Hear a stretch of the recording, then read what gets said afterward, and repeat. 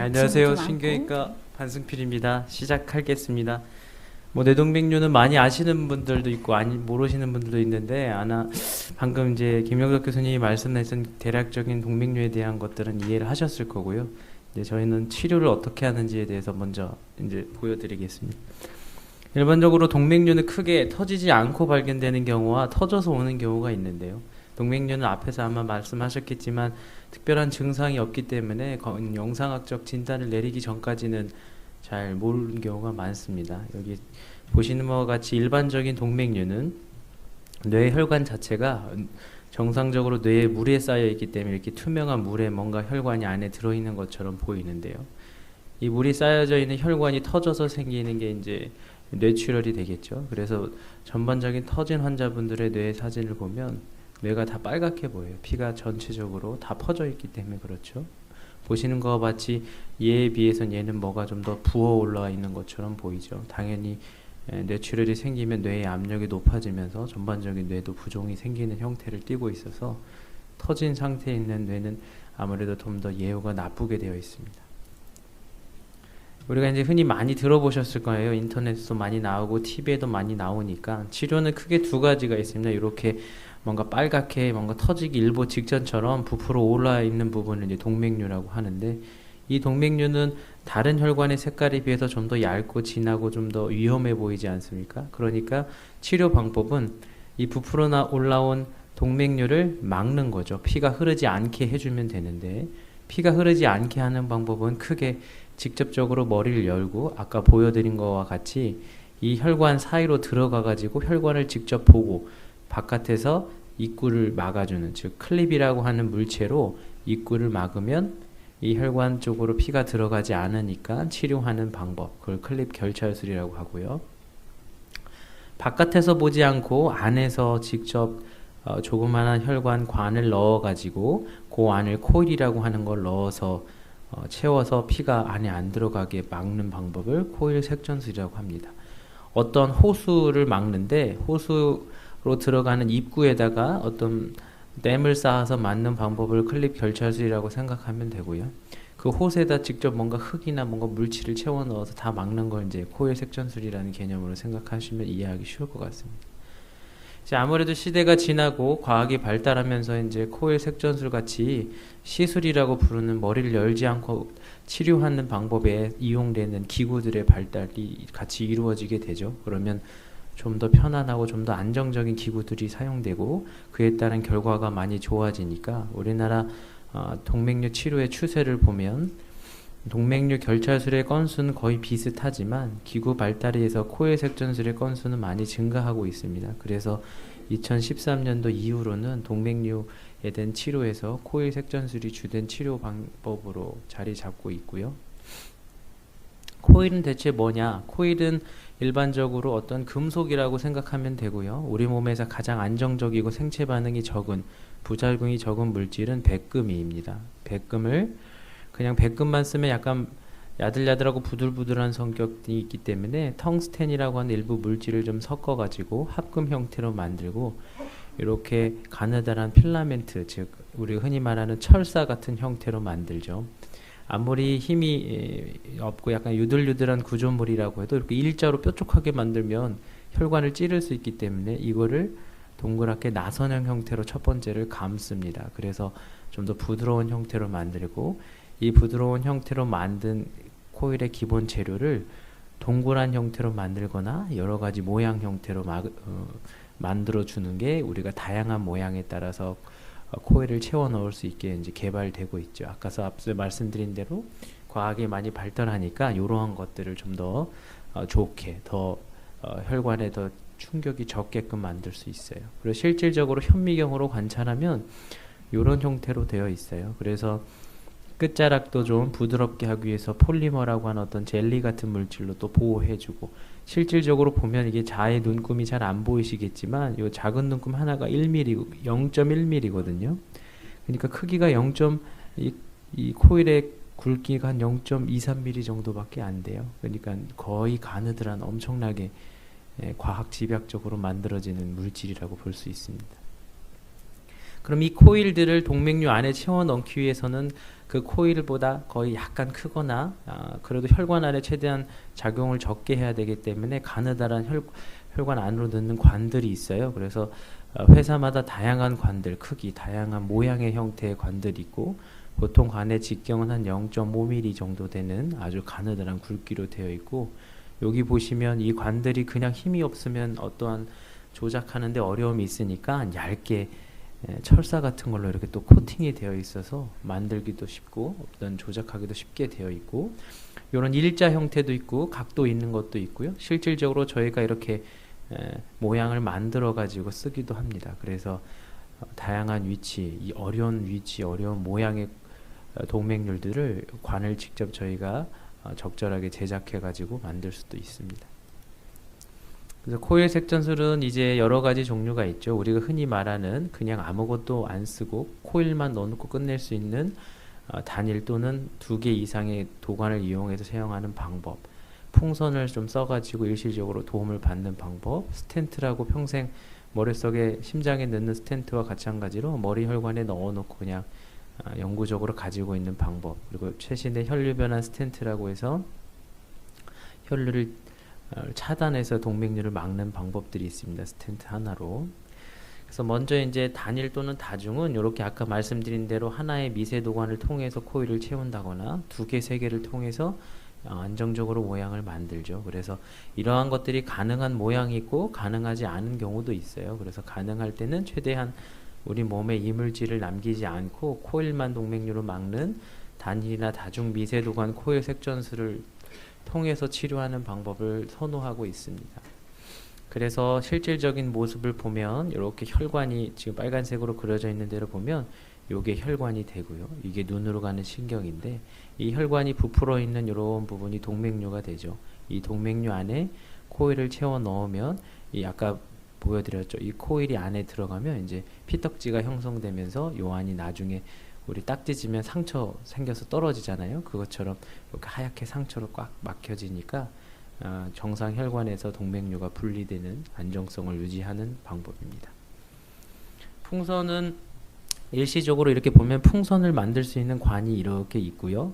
입구가 넓은 경우에 넣어놓은 코일이 혹시나 불안정하거나 빠져나오지 않도록 이 풍선을 이렇게 부풀립니다. 풍선을 부풀리면 일시적으로 혈류가 차단되는 것도 있지만 동맥류의 입구를 막아주니까 막은 입구 안에 아까 말한 여러 가지 안정적인 모양의 코일을 써가지고 채워 넣는 거죠. 그래서 실질적인 예를 보면 이쪽에 동그란 동맥류가 아래쪽으로 되어 있는데 거기에 풍선이 여기 보시면 이렇게 빨간색으로 되어 있는 게 풍선이에요. 풍선이 입구를 막아줘서 코일을 안정적으로 넣어서 치료할 수 있게 되고 이게 다 끝나면 다시 바람을 빼가지고 관은 싹 빼놓으면 동맥류 안에 코일만 남고 특별한 기구 없이 마칠 수 있습니다. 스텐트는 이제 예전보다 많이 발달됐죠. 초창기에는 뇌를 전문으로 하는 스텐트가 없어서 처음에는 심장에서 쓰던 스텐트를 이용해서 시작을 했는데 아까 말씀드린 대로 과학적 기술이 발달하니까 머리에서 사용할 수 있는 엄청나게 얇고 또 탄성이 좋은 스텐트들이 많이 나오고 있습니다. 그래서 풍선으로도 불가능한 그런 넓은 형태, 복잡한 형태의 동맥류는 여기 보시는 바와 같이 스텐트를 동맥류 입구에 받쳐놓고 코일을 하면 이렇게 깨끗하게 잘 치료가 되기도 하고요. 머리에 쓰는 스텐트는 아까 말씀드린 대로 여러 회사의 다양한 제품들이 있습니다. 그래서 손으로 일일이 여러 가지 철사를 꿰어 만드는 방법에서 생긴 스텐트도 있고 조그만한 파이프를 레이저로 깎아가지고 만든 방법도 있어요. 이게 다 과학이 발달하니까 엄청나게 가늘고 머리 혈관에 큰 영향을 주지 않는 것들이 더 발전하고 있고 앞으로 더 많은 부분이 발전할 거라고 생각합니다. 그래서 실질적인 뇌동맥류에 사용하는 스텐트들은 이렇게 다양한 형태들로 있습니다. 그래서 여기서 보시면 아까 얘기한 대로 이 스텐트 철사 굵기가 0.1mm가 채 되지도 않을 정도로 가느다라요. 그런데도 불구하고 아까 넣어놓은 코일을 잘 받쳐주는 탄성이 상당히 좋아요. 그래서 엄청나게 많은 과학 발전에 의해서 시술로 치료할 수 있는 영역이나 범위가 앞으로도 더 많이 늘어날 것으로 보입니다. 혈류변환 스텐트는 스텐트 하나만으로 동맥류를 치료하는 거고요. 일반적인 동맥류와 다르게 너무 복잡하게 크거나 위험성이 높은 동맥류에 주로 사용하고 있는데요. 이렇게 엄청 크기가 큰 동맥류에 똑같은 방법으로 스텐트를 하나 거치하면 이 스텐트는 앞서 스텐트와 다르게 스텐트 사이에 그 틈새가 매우 좁습니다. 그러니까 스텐트를 통해서 동맥류 내로 들어가는 혈류가 늦어지니까 이 늦어진 혈류 때문에 조금씩 피가 정체되면서 피떡이 쌓이면서 동맥류가 막히게 되는 형태를 우리가 혈류변환 스텐트라고 하죠. 그래서 관찰하면 동맥류가 점점점 크기가 줄어서 이렇게 없어지는 경우입니다. 실내를 보게 되면 한 2cm 가까이 되는 거다란 동맥류가 있었는데 그 동맥류를 스텐트 하나를 사용해서 이렇게 치료를 하는 거죠. 그래서 6개월 정도 지났을 때 기존에 있는 동맥류의 위치에 있던 그 부분에 지금 동맥류가 다 막혀서 깨끗하게 치료된 걸 볼 수 있습니다. 그래서 혈류변환 스텐트가 이제 모든 걸 다 이거 하나만 끝낼 수 있겠다 라고 생각하시면 안 됩니다. 요거 나름의 또 문제점이 있을 수 있어서 어떠한 치료가 제일 좋을지 기존에 코일을 넣는 게 더 나을 수도 있고요. 그거는 이제 치료하시는 선생님들하고 담당 의사 선생님들하고 상의하고 결정하는 게 제일 좋습니다. 그 다음에 수술적 치료 같은 경우도 동맥류로 치료할 때 중요한 혈관들이 동맥류의 중간에 나온다든지 복잡한 형태 같은 경우는 시술로 치료할 수는 있지만 그에 따라서 동반되는 부작용 위험성이 더 클 수 있는 경우가 있습니다. 그런 경우는 수술로 직접 보면서 하는 경우가 좀 더 안전할 수 있죠. 그래서 수술은 이렇게 보는 것처럼 보통은 뭐 동맥류의 위치에 따라 피부 절개하는 위치가 좀 달라질 수 있는데 대다수의 동맥류는 앞쪽에 있기 때문에 이렇게 약간 물음표 또는 약간 C자 형태로 피부를 귀 앞쪽부터 해서 앞니막까지 머리카락 안쪽으로 피부 절개를 하고요. 그 피부 절개를 하고 나서 두개골을 요 정도 열게 됩니다. 그래서 여기 보시는 틈새가 보이는 두개골을 열면 이 두개골 사이에 노출되는 뇌 사이로 들어가면 대다수의 동맥류가 있고요. 그 동맥류를 치료한 거 보면 실질적인 모습은 이렇게 빨갛게 부풀어오는 풍선 같은 형태로 보이죠. 그래서 앞에서 말씀드린 대로 클립이라고 하는 집게 같은 걸로 동맥류로 들어가는 정상혈관을 잡으면 안 되고요. 정상혈관을 제외한 동맥류를 포함한 입구를 이렇게 물어주면 동맥류가 이렇게 막히게 되는 원리이죠.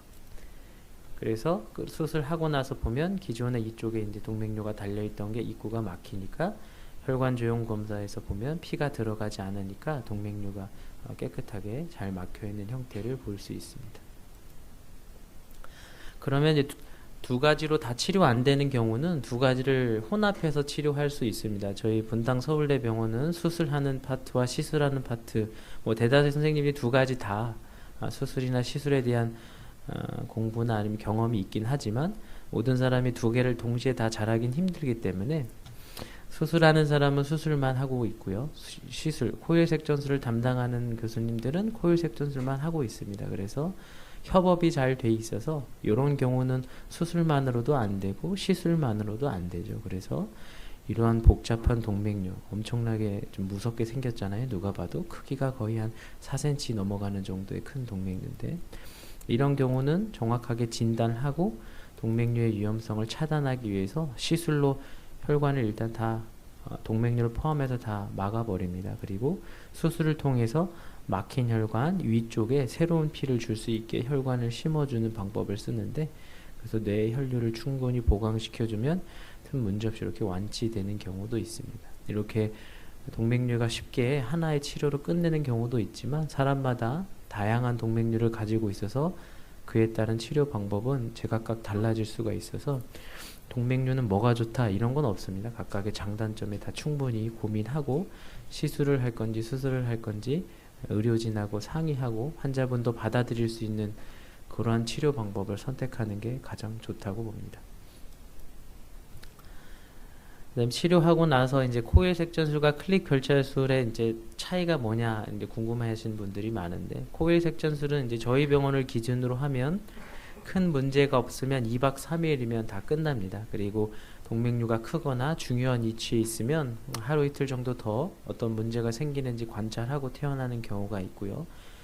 보통 큰 문제 없으면 시술 같은 경우는 저희는 중환자실은 가지 않습니다. 그래서 일반 병실로 바로 올라오고, 클립 결자술은 이제 머리를 열고 뇌속을 파헤친 다음에 보기 때문에 혹시나 피가 다시 고인다든지 뇌에 어떤 영향을 줬는지 확인하기 위해서 중환자실을 좀 하루 정도 머무르고요. 그 다음에 병실에서 한 일주일 정도 관찰하면서 퇴원하게 되고, 시술은 모양이나 크기에 다르지만 보통 한 30분에서 1시간 정도면 됩니다. 수술은 한 2-3시간 또는 길면 4-5시간 정도 걸리겠고요. 머리 깎는 거는 당연히 시술은 사타구니 혈관으로 들어가니까 전혀 필요 없고요. 클립 결자수는 아까 말씀드린 대로 수술하시는 분에 따라 다르지만 전체 다 머리를 깎는 분도 있고, 피부 절개하는 부분만 이제 머리를 깎는 부분도 있고요. 상처는 당연히 시술은 사타구니 혈관을 통해 들어가니까 한 5mm 내외의 작은 상처만 남고 있고, 뭐 큰 문제 안 되면 꿰매는 경우는 그렇게 많지 않고요. 상처는 수술한 쪽은 한 10cm에서 15cm 정도, 아까 얘기한 C자 형태의 상처가 좀 남을 수 있고, 뇌동맥류는 아무래도 이제 뇌혈관 조영술이라고 하는 진단 검사보다는 조영제라고 하는 사진을 찍을 수 있는 약물과 방사선 노출량이 좀 있기 때문에 그로 인해서 약간 하루 이틀 정도 머리가 좀 아프거나 약간 메스꺼운 느낌이 있는 경우가 있는데, 대다수 물을 잘 마시고 지내면 큰 문제 없이 넘어가는 경우가 많고요. 수술은 머리를 직접 절개하기 때문에 어지럽거나 머리 아픈 거는 한 3에서 5일 정도 지속될 수도 있습니다. 일상활동 제한은 특별히 코일색젠술은 일상활동에는 없습니다. 그러니까 사타구니 지혈 부분이 혹시나 출혈이 다시 터지지 않도록 한 2주 정도만 과격한 운동 같은 것만 제한하면 큰 문제는 없을 것 같고요. 수술은 중환자실을 가야 하기 때문에 한 1-2일 정도 일상생활 제한이 있을 거고, 병실에 올라오면 일상생활을 하면 될 것 같습니다. 약물 복용은 코일색전술은 일반적인 시술 같은 경우는 필요 없지만 스텐트를 사용하는 경우는 한 최소 1년에서 2년 정도는 약물을 복용해야 되니까 그런 게 필요할 수 있고요. 개두술을 하는 수술 같은 경우는 항경련제라고 해서 경기를 하지 않는 약을 한 1개월 정도 쓸 수도 있고 안 쓸 수도 있습니다. 주의사항은 이제 시술하고 나서는 보통 30분에서 1시간 정도 회복실에서 완전 마취하는 걸 확인하고요. 병실에 와서는 이미 시술할 때 오른쪽 그 대퇴동맥 부위를 다 이제 지혈하도록 그러니까 봉합을 한다든지 어떤 지혈 기구를 사용해서 막긴 하지만 그래도 완전히 지혈이 멈추도록 한 3시간 정도는 누워 계시고요. 마취하고 나서 약간 아까 얘기한 대로 두통이나 약간 오심 같은 게 있을 수도 있고요. 전신 마취를 해서 치료하는 거기 때문에 그 전신 마취 튜브가 목에 들어갔다 빠지면 약간 목이 따끔따끔하고 불편한 건 있을 수 있습니다. 물 자주 드시면 좀 좋아지기도 하고요. 큰 문제 없으면 말씀드린 대로 다음날 퇴원하셔서 일상생활 바로 가능하시면 하시게 되고, 약 복용이 필요하신 분들은 저희가 다 퇴원 전에 설명을 해드립니다. 올해 방문 일정은 좀 다른데요. 뭐 일주일 있다 올 수도 있고 2주일 있다 올 수도 있는데, 퇴원하고 나서 다리 상처 감염이 드물게 발생하는 경우가 있어요. 1%보다 적긴 하지만 다리 상처도 좀 확인하고 일상생활에서 큰 제한이 있는지 좀 확인하기 위해서 한 2주 뒤에 오도록 되어 있습니다. 그리고 그때 저희가 치료한 방법이나 이런 것들을 다 대다수 설명해 드리니까요. 저희는 치료한 2주 뒤에 한 번 더 오신다는 거 알면 되고요. 치료한 것도 중요하지만 이제 또다시 뭐 생긴다거나 치료한 부분에 병이 또 더 진행할 수도 있기 때문에 초반 한 1-2년간은 3개월에서 6개월, 그 이후로는 한 2-3년 또는 길게는 한 5년에 한 번 정도로 나중에는 장기간 추적 관찰을 하면 됩니다. 일반 원칙은 일상생활에 크게 제한을 둘 필요는 없습니다. 시술의 경우에는 뭐 염색 같은 경우에 자주 질문하시는데, 머리 염색은 시술은 전혀 상관없고요. 머리 수술한 경우는 그 절개 부위 상처가 완전히 나을 때까지 보통 한 3개월 이상 소요되니까 3개월 이후에 염색 같은 걸 하시면 되고요. 음식은 술이나 담배 같은 거는 별로 좋지 않기 때문에 일반적인 위험인자만 관리하고 드시고 싶은 거는 그냥 마음껏 드시면 됩니다. 기존처럼. 시술 후 관리는 퇴원약 아까 얘기했지만 스텐트를 사용한 경우에는 이 스텐트가 혈관하고 완전히 일체형으로 파묻힐 때까지는 약을 먹어야지 뇌경색 위험성이 감소하거든요. 스텐트라는 게 이제 우리 혈관에 있으면 우리 혈관에 있는 세포가 그 스텐트를 자기 내부로 받아들여줘. 그러니까 상처가 덮여가지고 스텐트가 혈관 안에 묻히게 되거든요. 그러면 이제 혈관의 노출이 좀 적게 되니까 약을 끊을 수 있는 원리가 되죠. 그래서 그때까지는 약을 잘 드시면 되고, 아무래도 한 2주까지는 아까 얘기한 대로 시술한 부분에 통증이나 약간 조그만한 덩어리, 옹알 같은 게 만들어질 수 있는데, 그게 이제 멍이 좀 든 거죠. 살 속에 멍이 든 거라서 그 멍은 보통 짧게는 일주일, 길게는 한 달 이내로 다 흡수됩니다. 우리가 눈탱이, 밤탱이 돼도 딱히 치료 안 하고 기다리면 흡수돼서 사라지잖아요. 그거랑 같은 원리입니다. 아스피린 계열 양분은 아까 얘기했지만 그 스텐트를 사용하는 경우 또는 이와 별개로 시술하고 나서 봤더니 환자분의 동맥경화가 좀 심하다고 하면 스텐트를 사용하지 않아도 약물을 좀 처방해 드릴 때가 있으니까요. 그런 약은 의사 선생님 말씀대로 잘 복용하시면 되고, 아무래도 피가 멈추거나 피떡지가 생기는 걸 억제하는 약이니까 멍은 좀 자주 들고, 일반적인 환자분들 의견 들어보면 뭐 생리하시는 분들의 생리혈이 많이 증가한다거나 양치질할 때 잇몸 출혈이 많이 증가한다거나 그렇지는 않은 것 같아요. 그래도 어디 부딪혔을 때 멍이 좀 많이 드니까 부딪히는 거 이런 것만 좀 조심하시면 되고, 이제 뭐 치아, 발치, 내시경 이거는 어떤 거냐면, 어떻게 이제 다른 병원에서 뭔가 다른 질환으로 치료를 받거나 검사를 할 때 기존의 아스피린이나 복용하는 약을 끊으라고 하는 데가 있어요. 그러면 그러니까 신경외과가 아닌 교수님들 같은 경우는 잘 모르니까 그거 끊어도 돼요 이렇게 얘기할 수도 있거든요. 그러면 안 되죠. 이게 끊는 기간이 있기 때문에 만약에 이제 이러한 것들이 필요하다면 담당 시술의전 선생님한테 약물 중단이 가능한지를 좀 상담하고 하면 됩니다. 보통은 시술하고 한 1, 2년 정도 경과하면 일주일 정도 약 끊는 건 큰 문제는 없으나 그게 어느 정도인지 알 수 없으니까 안전하게 하는 게 제일 좋을 것 같습니다. 재발은 흔하진 않습니다. 근데 재발은 수술을 하거나 시술을 하거나 다 재발은 있죠. 근데 재발의 절대적인 수치를 따진다면 당연히 수술이 좀 적습니다. 수술은 직접 열고 집게를 찢기 때문에. 근데 이제 시술 자체도 요즘에는 많이 좋아지고 스텐트라고 하는 물질을 사용하면 그 재발률이 반 이상 경감하기 때문에 시술 또한 재발이 감소하지만, 동맥류라고 하는 병의 특성상 혈관이 왜 약해졌는지 아직도 잘 몰라요. 그래서 그 약한 부분이 다시 좀 더 옆에가 더 약해져서 더 자랄 수도 있고, 약한 부분을 갖고 있는 환자들이 다른 부분에 새로 생길 수도 있기 때문에 어차피 치료하고 주기적으로 검사하는 과정에서 대부분 발견이 되니까 기존처럼 터지거나 하면서 오는 경우는 거의 없습니다. 그래서 실질적으로 보면 이렇게 크기가 엄청 큰 동맥류해 같은 경우 이렇게 잘 막아도 이렇게 크게 자라는 사람은 거의 없기 때문에 아무래도 혈관이 뭔가 약한 거죠. 그러면 이렇게 또 자라는 경우가 있어요. 그러면 다시 또 막아줘요. 그래서 재발하더라 시술에 대한 재발에 대한 스트레스가 되게 많으신 것 같은데 다시 그냥 채우면 됩니다. 뭐 크게 문제되는 건 아니니까요. 그래서 채우는 게 빈도가 많냐? 그렇게 많진 않아요. 재발할 확률은 보통 많게 보면 한 10에서 15%까지도 보기도 하는데, 그럼 재발하면 다시 치료하냐? 그렇진 않아요. 동맥류가 작은 동맥류는 아마 앞서서 말씀하신 것처럼 경과관찰하는 사람분들도 되게 많거든요. 왜냐하면 항상 어떤 치료는 뭔가 그 치료를 행하면서 동반되는 위험성과 얘를 치료하지 않았을 때 얘가 나한테 잘못된 일을 만들 수 있는 위험성을 비교해 보는 거죠. 그래서 좀 더 안전한 방법이 관찰이다. 그러면 지켜보는 것도 좋아요. 그래서 그런 것 때문에 재발한다고 치료? 그렇지는 않습니다. 그래서 그것도 잘 알고 계시면 되고요.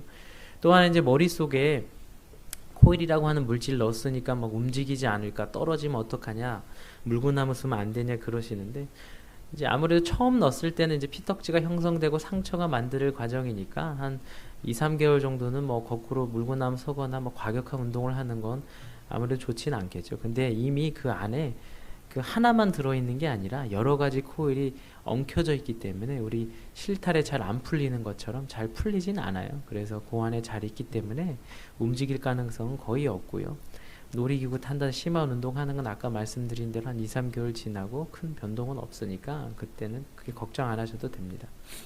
샤워나 목욕은 머리 시술하고는 큰 상관은 없고요. 그 대퇴 부위 때문에 그런데 대퇴 부위에 물이 들어가지 않도록 하기 위해서 보통은 한 2주 정도는 크게 통목욕하거나 그런 거는 제한하는데요. 꼭 하고 싶으면 한 일주일 후에 해도 됩니다. 그래서 크게 문제되진 않으니까 한 일주일 정도 또는 2주 정도만 조심하면 됩니다. 시술 후에 머리 감는데 머리가 많이 빠진다는 분들이 가끔 있어요. 그건 당연히 엑스레이 때문에 그렇고요. 엑스레이는 우리 몸의 세포가 빨리빨리 자라는 곳에 영향을 더 많이 줍니다. 그래서 가장 흔한 게 머리카락이죠. 그래서 머리카락은 우리가 방사선이나 항암 치료하시는 분들이 머리카락이 빠지는 원리와 같아요. 근데 방사선 수술하는 엑스레이 양보다는 훨씬 적기 때문에 대다수가 한 3개월 안짝으로 머리가 좀 빠질 수는 있지만 다 납니다. 대부분 99% 이상 나기 때문에 크게 걱정 안 하셔도 될 것 같고, 드물게 머리 빠지는 게 한두 가닥 빠지는 분들도 있고요. 엑스레이 빔이 사각형 형태로 나가서 사각형으로 크게 빠지는 사람들도 있어요. 그거는 시술하는 과정의 어려움이나 시술하는 과정에서 방사선을 얼마나 많이 쏘였냐에 따라 달라집니다. 약은 언제까지 먹는지에 대한 정확한 연구는 없어요. 모든 연구의 실험은 사람을 대상으로 할 수밖에 없기 때문에 이제까지 나와 있는, 그리고 저희 병원에서 직접 확인해 본 결과는 한 1, 2년 정도 쓰면 거의 일반인들하고, 그러니까 친구분들, 같은 동년배의 친구분들이 약을 먹지 않았을 때 뇌경색이나 뇌출혈이 생겼을 확률과 거의 비슷해지는 것 같기 때문에, 나는 좀 더, 그러니까 건강한 사람들이 심장병 안 걸리고 뇌경색 안 생기기 위해서 아스피린 계속 드시는 분도 많죠. 계속 드셔도 됩니다. 저희도 마찬가지로. 다만 1, 2년 지나고 의사 선생님들이 괜찮다고 할 때, 그때 이제 약을 뭐 다른 검사하거나 시술할 때 일주일 정도 끊고 하면 되니까요. 아스피린은 요즘에 많은 좋은 연구들이 많아요. 동맥류 성장도 억제한다는 것도 있고 대장암을 예방한다는 것도 있고요. 그러니까 본인들이 원하면 항상 뭐 드셔도 상관없습니다. 비행기나 장거리는 동맥류를 치료하지 않은 상태에서 비행기를 탈 수 있냐 없냐에 대한 연구는 없어요. 하지만 치료하고 나서는 정상이나 같이 생활을 할 수 있기 때문에 비행기를 타거나 장거리 여행 가셔도 됩니다. 이상입니다.